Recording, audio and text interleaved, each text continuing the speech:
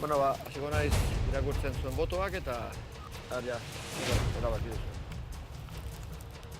Lehenbiziko botoa.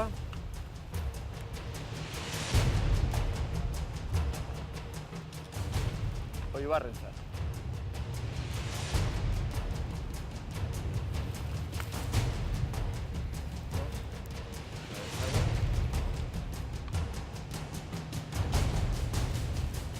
Bigarrena,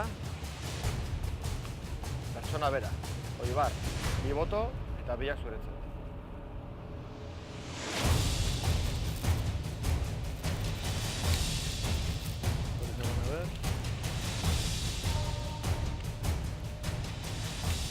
Kasu honetan diferentia da. Jordan. Bi eta bat irakurtzeko. Bueno. Botonek erabakiko du, ze Oibar, zure 3. botoa.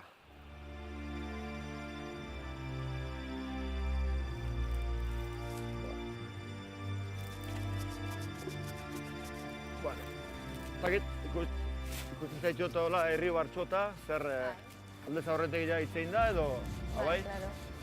Eta, nola dan hartu zer erabakia ba?